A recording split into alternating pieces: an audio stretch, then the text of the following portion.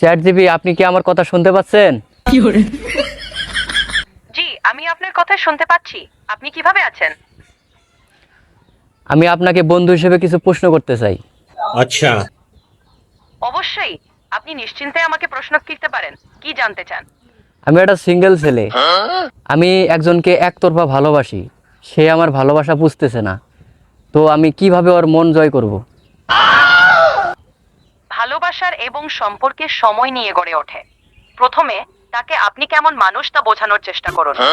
আপনার নিজের সত্যিকারের অনুভূতি প্রকাশ করুন এবং তার মতামত শুনতে আগ্রহী হন। তাকে সময় দিন এবং তার পছন্দ অপছন্দের প্রতি সম্মান দেখান।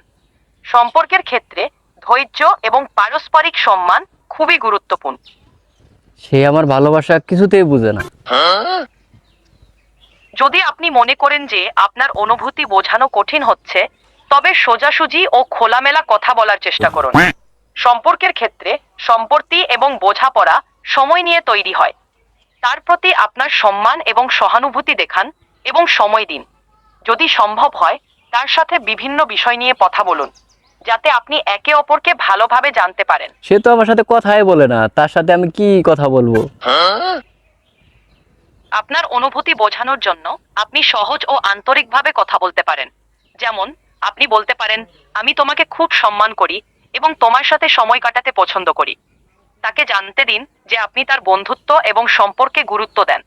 আপনার কথাগুলি শান্ত ও সহানুভূতিপূর্ণ হওয়া উচিত। সময় দিন এবং আপনি দেখুন সে কিভাবে। আপনি বন্ধু হিসেবে এটা পরামর্শ দিলেন, এটা কোনো পরামর্শ হইলো? হ্যাঁ, আমি আপনার অনুভূতি বুঝতে পারছি। সম্পর্কে সময় ও বোঝাপড়া খুব গুরুত্বপূর্ণ। সাদিয়া, মিম, সকিনা, এদের মন জয় করবো কিভাবে আমি? আপনার বন্ধুর মনের কথা জানার জন্য তাদের সাথে খোলামেলা কথা বলা ভালো।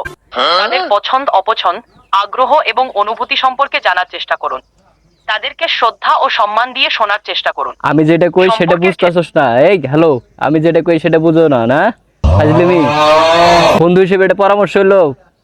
আকাও এ তো বানাইছে কে রে? ফাজলিমি শুরু করছে। ধুর।